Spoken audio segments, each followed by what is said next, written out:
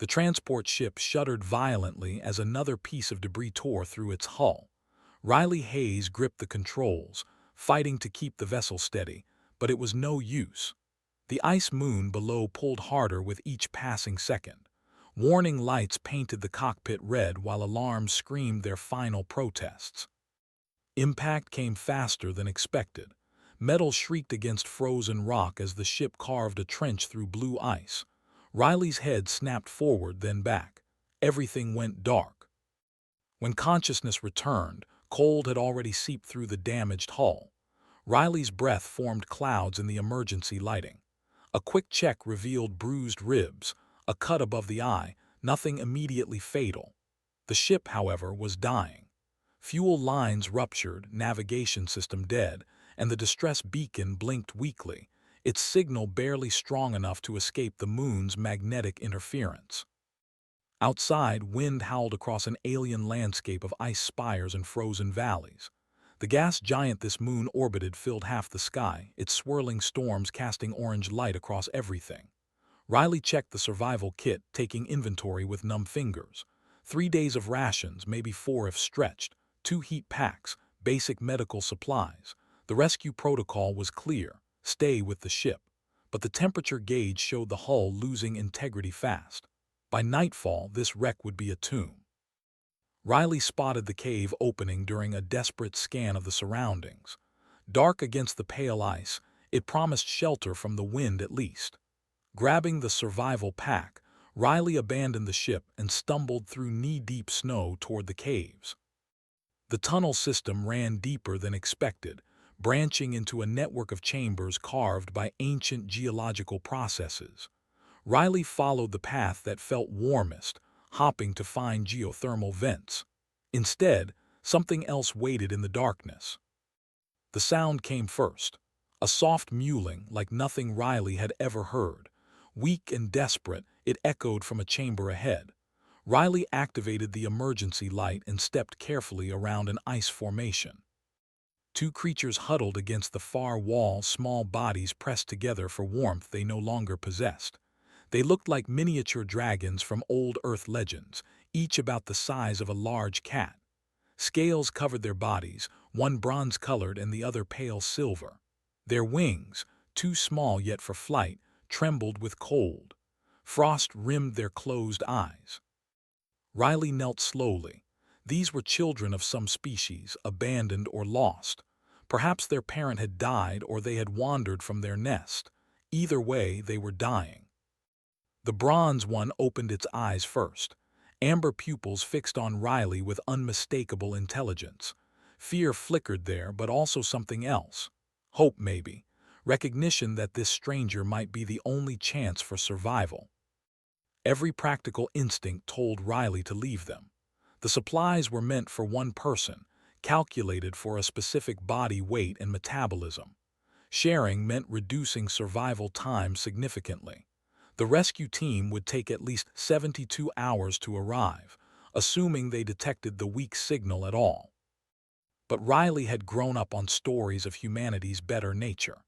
Tales of firefighters running into burning buildings, of strangers diving into frozen rivers, of people giving their last food to children during disasters.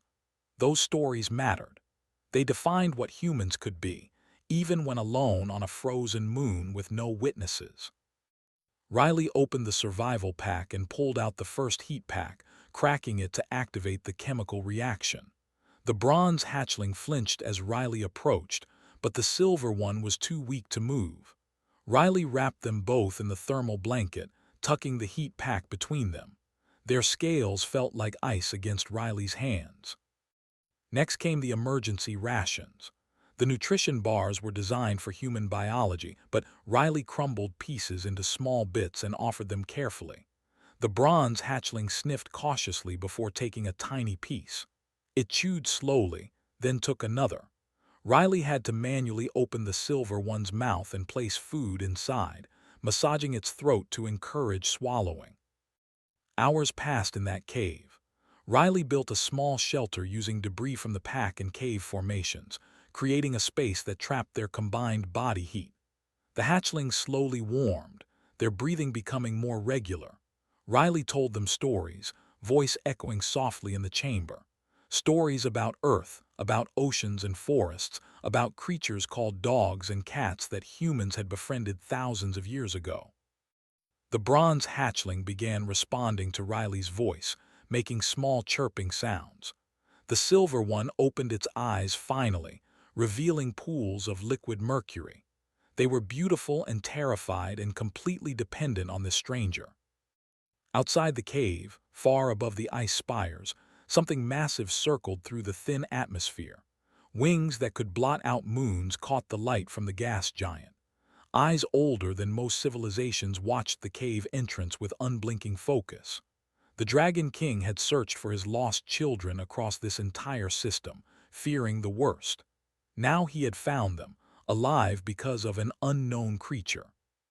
He could descend now, reclaim his heirs and leave this place. But something made him pause. This small being, clearly struggling to survive itself, had chosen to help. Most species would have ignored the hatchlings or worse. He had seen empires rise and fall, witnessed countless races reveal their true nature when they thought no one watched. This creature from an unknown world was different. The Dragon King settled onto a distant peak and continued his vigil. He would watch and learn what manner of being would sacrifice its own survival for strangers. The ice storm hit during what Riley guessed was the third night. Wind screamed through the cave entrance, carrying snow that bit like glass. Riley huddled closer to the hatchlings, wrapping both arms around them while the thermal blanket whipped and snapped. The single remaining heat pack was losing its warmth, and Riley's own body heat was all that stood between the small creatures and hypothermia. The bronze hatchling had grown bolder, pressing its scaled head against Riley's chest as if listening to the heartbeat there. The silver one rarely moved, breathing shallow and labored. Riley had noticed the discoloration on its smaller wings, the way it trembled even when warm. Something was wrong beyond simple cold exposure. When the storm finally passed, Riley made a decision that went against every survival protocol. The ship's medical scanner might identify what was harming the silver hatchling. It meant leaving the shelter, crossing open ice, and exposing everyone to danger. But watching the small creature fade was unbearable. Riley fashioned a crude sling from the remains of the thermal blanket and secured the silver hatchling against one side. The bronze one refused to stay behind, following with determined steps as Riley crawled back through the cave tunnels. Its tiny claws clicked on ice, and it made anxious sounds whenever Riley moved too far ahead. The walk to the crashed ship took twice as long as Riley remembered. The bronze hatchling kept darting ahead, then circling back, as if trying to scout for danger. At one point, it positioned itself between Riley and a crevasse, chirping urgently until Riley chose a different path. The creature was protecting its protector. Inside the ship's wreckage, Riley activated the emergency medical scanner with the last reserves of battery power. The device flickered to life, its screen cracked but functional. Riley carefully placed the silver hatchling in the scanning chamber. The results made Riley's stomach drop. The creature was suffering from mineral deficiency, its young body unable to process the limited nutrition from human ration bars.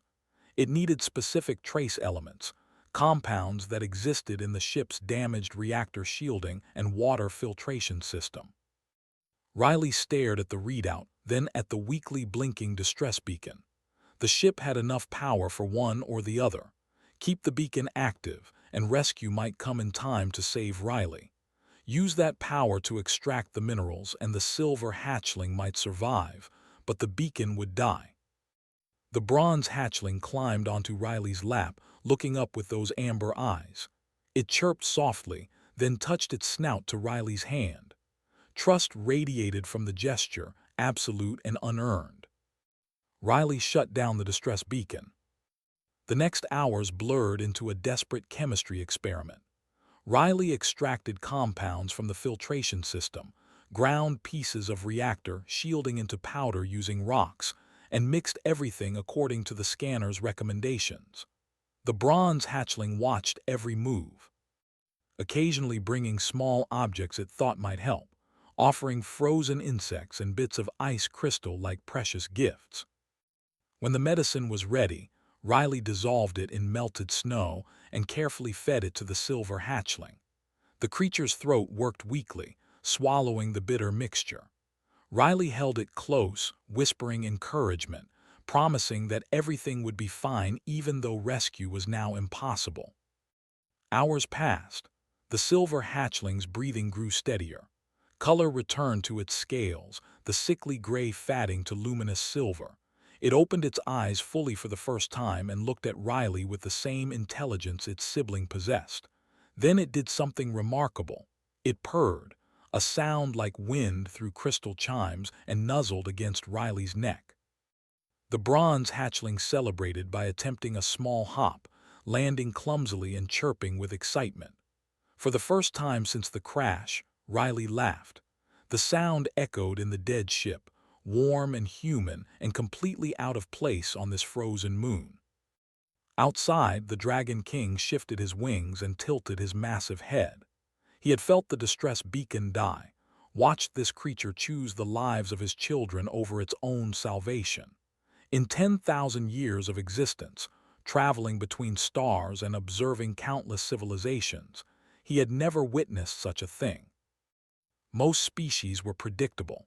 They prioritized their survival, their tribe, their genetic legacy. Even the noblest races helped others only when it benefited their long-term interests. But this small being had gained nothing from its choice. It would likely die here, frozen and alone, with only two alien creatures as witnesses.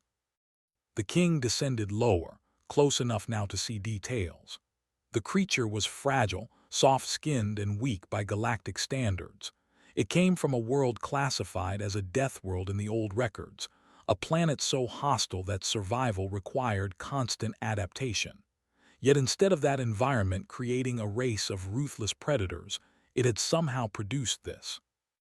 He watched Riley carry both hatchlings back to the cave, moving slowly through the snow, stopping frequently to rest. The human's lips were blue, fingers clumsy with cold. Hypothermia was setting in. Yet Riley sang to the hatchlings, some melody from a distant world, keeping them calm and entertained. The bronze hatchling tried to share its body heat, pressing close to Riley's side. The silver one was still too weak, but made encouraging sounds. They had bonded with this stranger in ways that took dragons decades to achieve with their own kind. The Dragon King made his decision. He folded his wings and began his descent, a mountain of scales and ancient power dropping through the atmosphere like a meteor. The time for observation had ended. This creature had proven itself in ways that demanded recognition and response. As Riley settled both hatchlings back in their makeshift shelter, unaware of the approaching shadow, the bronze one suddenly looked up and made a sound unlike any before. Not fear, but recognition. It knew that presence, that overwhelming power descending from above. Their father had finally come home. The cave entrance darkened as something massive blocked the dim light. Riley instinctively moved in front of the hatchlings, heart hammering against ribs. Whatever had arrived was enormous, its shadow swallowing the entire chamber. Then it spoke, and Riley's mind nearly shattered from the weight of it. The voice was not sound but presence, ancient and vast, pressing directly into consciousness like gravity itself had learned language. "Be still, small one. I mean no harm to those who have shown such kindness to my children." A head lowered into view, scales the color of midnight and starlight, each one larger than Riley's entire body. Eyes like molten gold focused on the human with an intensity that stripped away all pretense. This was a being that had watched galaxies form, that had seen species rise and fall like waves on cosmic shores. Riley couldn't move, couldn't breathe. The bronze hatchling rushed past, chirping excitedly and climbing onto the massive snout. The silver one followed more slowly, still weak but eager, making sounds of joy and relief. They knew this creature. They loved it. "I am Dravos," The voice resonated through Riley's skull. "And you have cared for what is most precious to me." Riley found words somehow, voice shaking. "They needed help.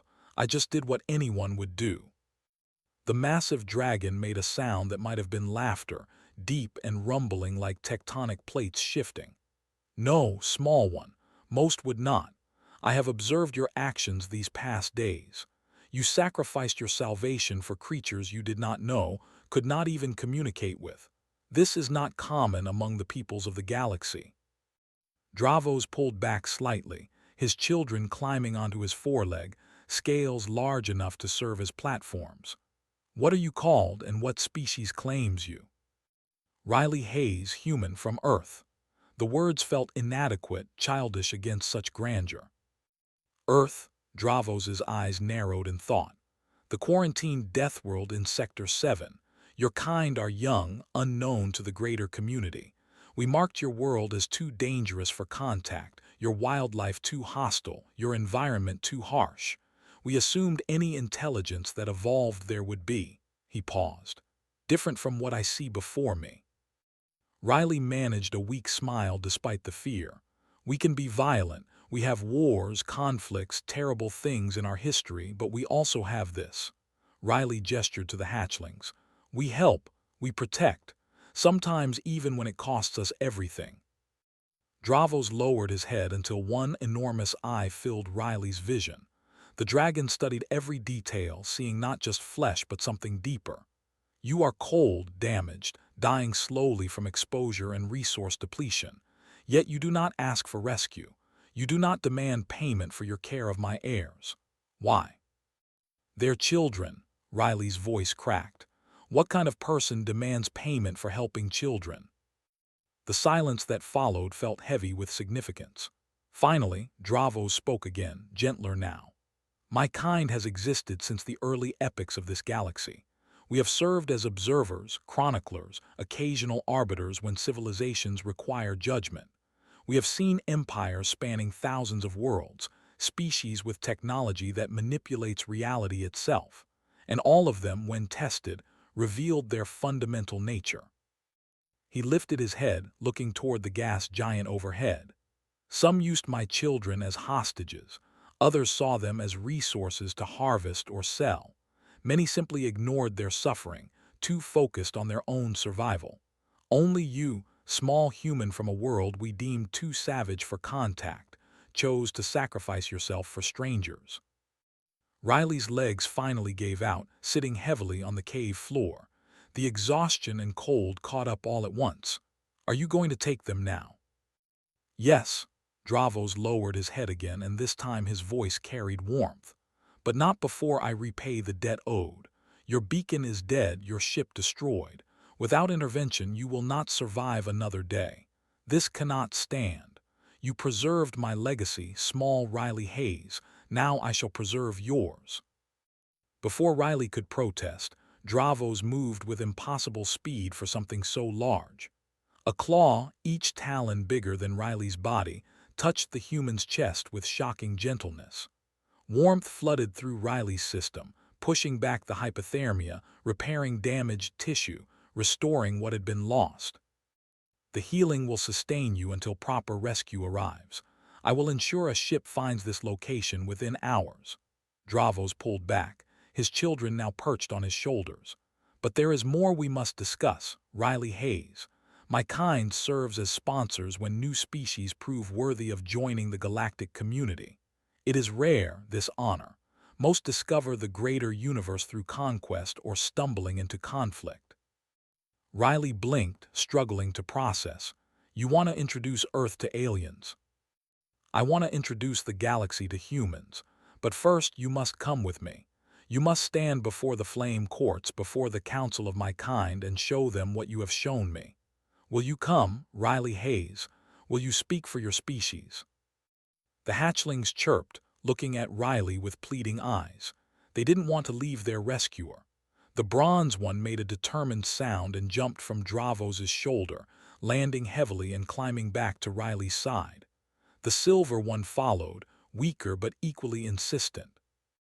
Dravos made that rumbling sound again. It seems my children have chosen. They wish you to remain in their lives. Another unprecedented situation. You have complicated everything, small human. Riley looked at the two hatchlings, then at their impossibly massive father, then at the ruined shelter that had nearly become a grave. A laugh bubbled up, slightly hysterical. I just wanted to deliver mining equipment to Station 47. Fate rarely consults our schedules. Dravos extended his claw again, this time as an offer rather than a healing touch. Come, let me show you a universe your species has only dreamed about. Riley took the offered claw, and everything changed. Travel through a stellar gate defied description. One moment Riley stood on a frozen moon, the next reality folded in ways that made geometry seem like a suggestion. Colors that had no names flashed past, and then there was arrival. The flame quartz existed in a pocket dimension anchored to a dying red giant. Structures that predated most civilizations spiraled through space without need for conventional physics. Dragons of every size and color flew between impossible towers, their scales reflecting light that came from sources Riley couldn't identify. Dravos landed on a platform that formed from nothing as they approached. Other dragons gathered, their attention fixing on the small human with expressions ranging from curiosity to disdain. Riley felt like an insect under a microscope, examined by beings that measured their lives in millennia. This is the creature. The voice came from a dragon whose scales shifted through shades of blue like ocean currents.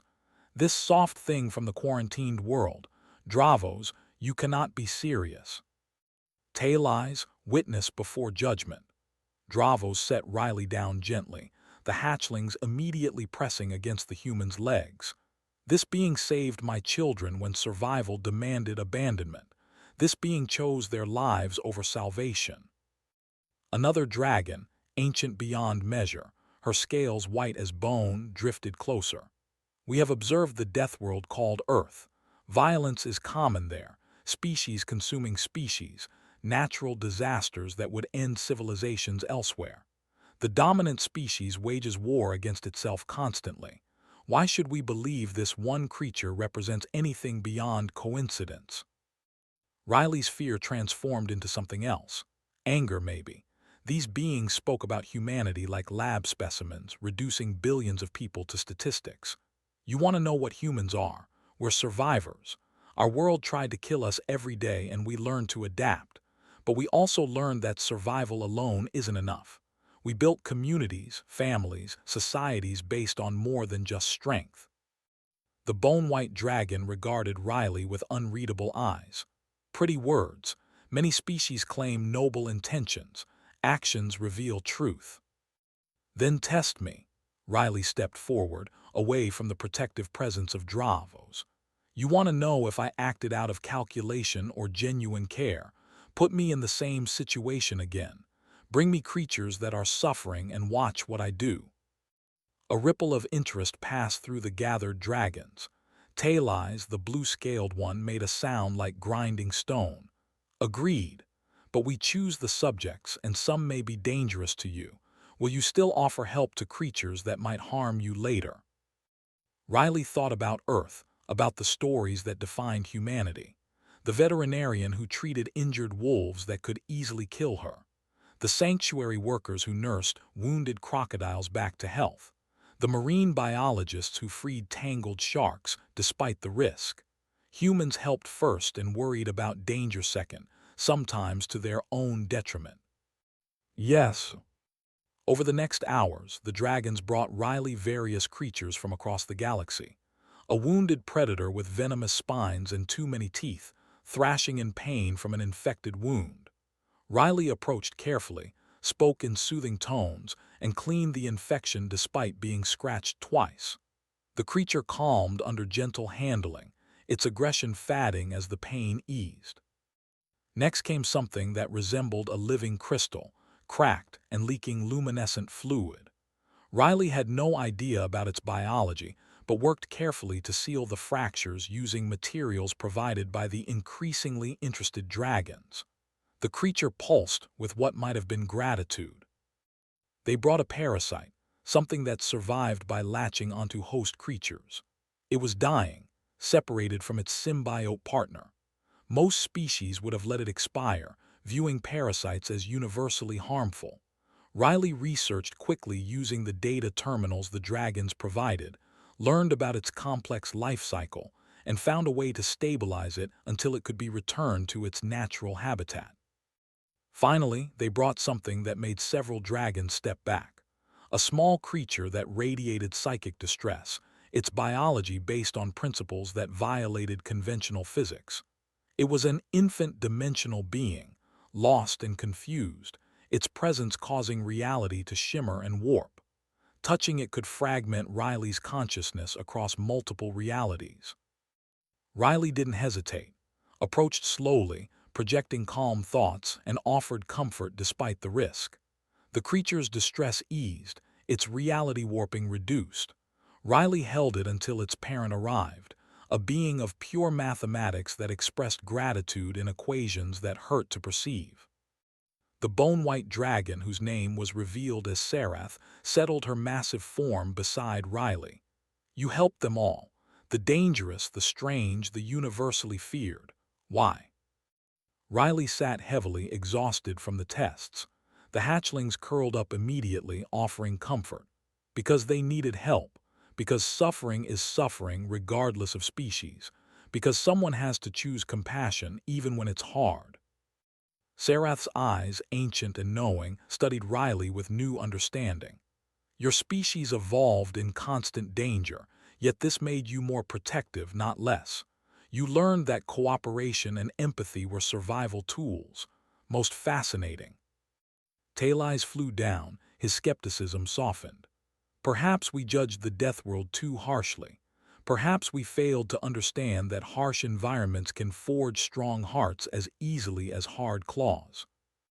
Dravos moved to Riley's side, pride evident in his posture.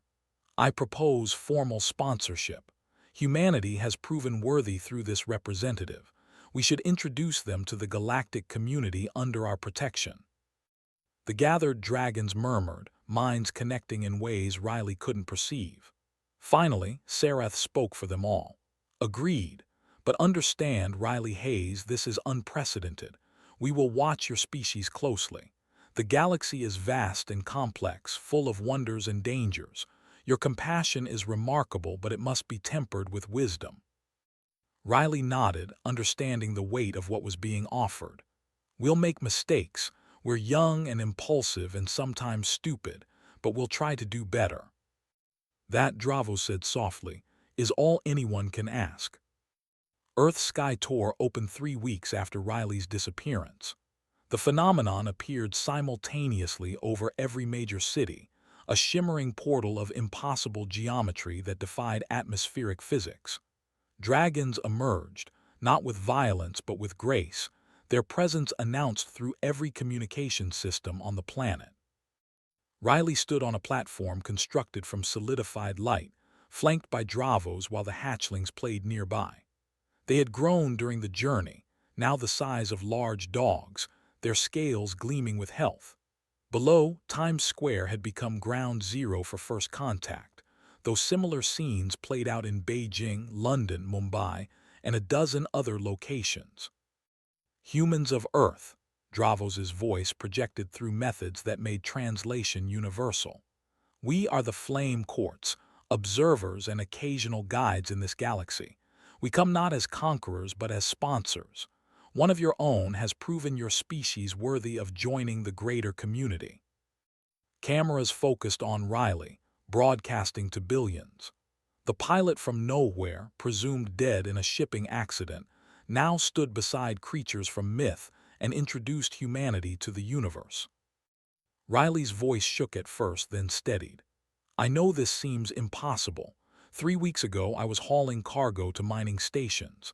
Then I crashed, found 2 dying children and made choices that felt obvious at the time. I didn't know their father was a dragon king. I didn't know I was being tested. I just knew they needed help. The crowds below were silent, processing. Then someone shouted a question that echoed across the square. "What do they want from us?"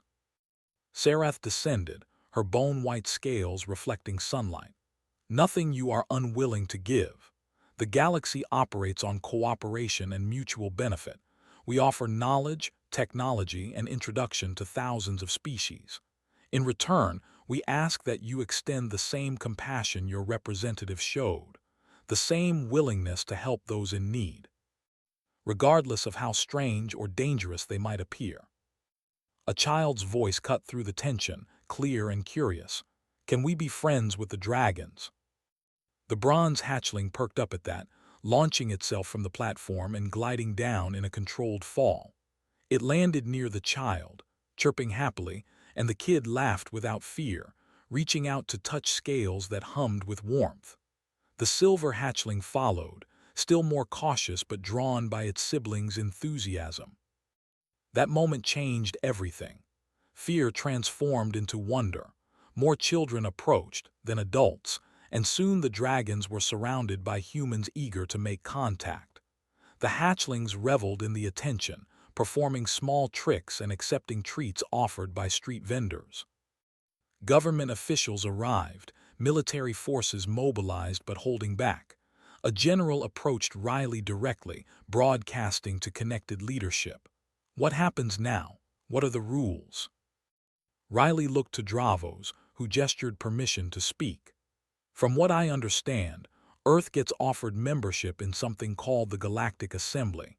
We'll have access to technologies that could solve our energy crisis, cure diseases, extend lifespans. But we also have to prove we can handle contact responsibly. And if we refuse," the general's hand rested near a weapon. Tail Eyes descended, his blue scales rippling with what might have been amusement. "Then we leave and return in a few centuries to ask again.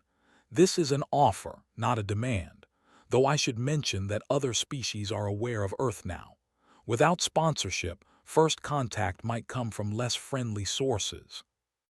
Over the following hours, the truth of galactic politics emerged. Earth existed in what was essentially a nature preserve, quarantined because early scouts had deemed it too hostile for safe contact. But that protection was informal, maintained only by the dragon's ancient authority. Without formal membership, human ships venturing beyond the solar system would be unprotected under galactic law. The choice was obvious, though implementation would take time. Riley found themselves designated as humanity's first ambassador, a role that felt absurd for a cargo pilot. But the dragons insisted, and the hatchlings refused to leave Riley's side, which apparently meant something significant in dragon culture. A scientist approached during a rare quiet moment, eyes bright with 1,000 questions. "The biological and technological implications alone are staggering. How do they travel faster than light? What's the energy source for their abilities? Can humans learn their language?" Riley smiled, recognizing the hunger for knowledge. "They're willing to teach us everything, but they say it takes time. Some species join the assembly and immediately try to grab all the advanced technology. Usually ends badly when they don't understand the fundamentals. So we have to earn it." The scientist looked thoughtful rather than disappointed. "Good. Better to build a foundation than skip steps and collapse later." That attitude seemed common among humans, Riley discovered. Once the initial shock faded, people approached the situation with practicality and enthusiasm. Engineers wanted to understand dragon technology. Biologists studied the hatchlings with permission. Artists captured the moment in paintings and songs.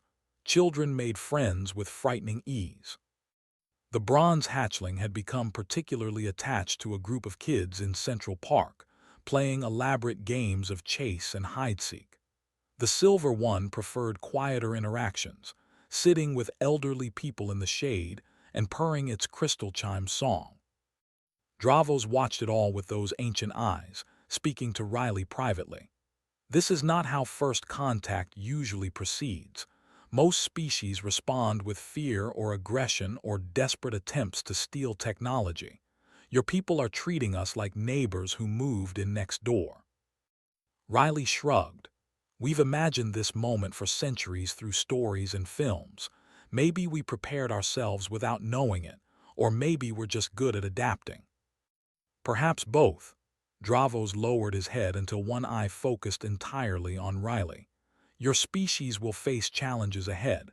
Not all galactic citizens will welcome you. Some will resent that you received sponsorship so easily. Others will test you, seeking weakness." "We'll handle it." Riley said it with more confidence than felt entirely justified. "Humans are really good at surprising people who underestimate us." The dragon's laugh rumbled like distant thunder. "Of that, small friend, I have no doubt." 6 months after first contact, Riley sat on the porch of a small house outside Denver, watching the hatchlings wrestle in the yard. They had grown significantly, now the size of horses, their movements more coordinated but still playfully clumsy. The bronze one pinned its silver sibling, who retaliated with a burst of frost breath that made the bronze yelp and release its hold. Riley's communicator chimed with the now familiar sensation of incoming dragon speech. "You seem contemplative, small friend." Dravos materialized beside the porch, having learned to shift into a more human-compatible form. He still stood over 10 feet tall, scales gleaming, but was no longer the mountain-sized entity from their first meeting. The hatchlings immediately abandoned their game and rushed over, nuzzling their father before returning to their play. "Just thinking about how strange life has become," Riley admitted. "6 months ago, I was worried about making delivery schedules. Now I'm teaching alien ambassadors about human culture and trying to understand quantum biology." "Regret?" "Not even a little." Riley watched the hatchlings chase each other around a tree. "But sometimes I wonder why it had to be me. There are billions of humans. Surely someone more qualified should be representing us." Dravos settled into his preferred resting position, wings folded close. "The Galactic Assembly is vast," Riley hazed. "Millions of species, each with their own values and methods. Do you know what most have in common?" Riley shook their head. "They are efficient, practical. They measure worth through utility and benefit. Even the kindest species help others primarily when it serves their interests."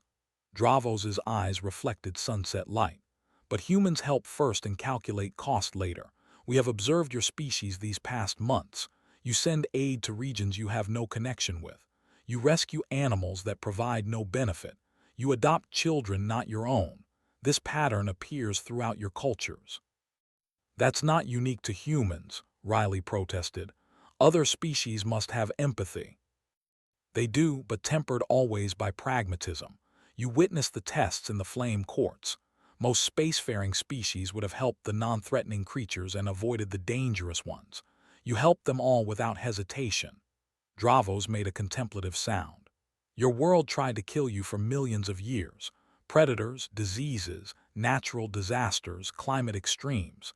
Yet instead of becoming purely individualistic and ruthless, you became more cooperative. You formed tribes, communities, civilizations based on mutual support." The bronze hatchling brought Riley a stick, dropping it hopefully. Riley threw it, and both young dragons chased after it with enthusiasm. Their minds had developed rapidly, now capable of basic speech through the telepathic channels dragons used. They argued constantly about who was faster, stronger, better at flying. "They've bonded with you completely," Dravos observed. "In dragon culture, hatchlings imprint on parents during their first months, usually on their biological parents exclusively. My children have imprinted on you as well. They consider you family." Riley felt warmth spread through chest. "I consider them family too." "Which is why your role cannot be given to another." Dravos shifted his gaze from the hatchlings to Riley. "The galaxy needs to see what humans are through someone genuine, not a diplomat trained in politics, not a scientist focused on data, but someone who acts from the heart. You saved my children because it was right, expecting nothing in return. That is what the assembly needs to understand about your species. A ship descended from orbit, one of the new hybrid designs combining human and dragon technology. It landed smoothly in the field beyond the house. Sarath emerged, her white scales now familiar. With her came others, a crystalline being from the Lumina Collective, a methane-breathing entity from the Titan worlds, even a cautious representative of the Arachnid Dominion, whose species had historically been hostile to most others. More visitors. Riley stood brushing off dust. The assembly wishes to establish formal relations with Earth. These representatives have volunteered to meet with humans directly, to understand your nature firsthand. Sarath's mental voice carried approval. They heard stories of the human who saved dragon heirs and wished to see for themselves. The crystalline being approached first, its form refracting light into rainbows. Through a translation device it spoke. Your species confuses our models. Deathworld survivors should be aggressive, territorial, suspicious. Instead, you welcome strangers and offer assistance before establishing threat levels. This is inefficient. We wish to understand. Riley smiled. Come inside. I'll make tea and we can talk. Fair warning, though, the hatchlings will probably want to show you every toy they own. As if summoned, the bronze hatchling bounded over with the silver close behind. They studied the visitors with bright curiosity, chirping greetings in multiple languages they had learned. The arachnid representative, despite being a massive spider-like creature that would terrify most humans, received particular attention from the silver hatchling, who seemed fascinated by the pattern of its movements. Over the following hours, barriers dissolved. The visitors asked questions about human culture, history, values. Riley answered honestly, not hiding humanity's flaws.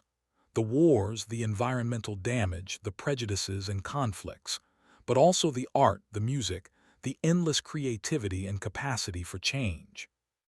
We're not perfect, Riley explained while the hatchlings napped across various visitors who had become impromptu furniture. We make mistakes constantly. We hurt each other. We're tribal and suspicious and sometimes cruel. But we also recognize these flaws and actively try to be better. We create philosophies about how to live ethically.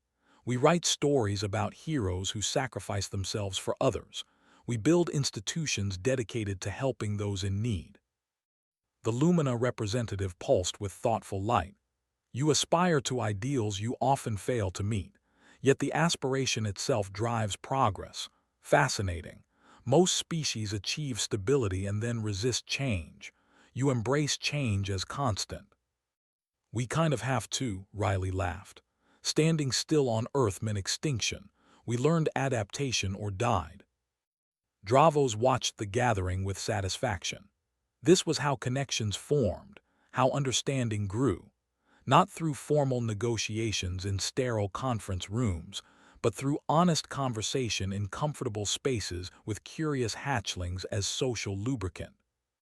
As stars appeared overhead, Riley realized something profound. That crash on the ice moon, those desperate days trying to keep two small creatures alive, had changed more than just personal trajectory. It had altered humanity's entire future, opening doors to wonders beyond imagination. And it had all started with a simple choice: help those who need it, regardless of cost.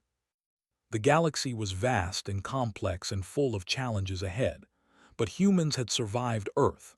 They would survive this too, carrying their imperfect compassion into the stars.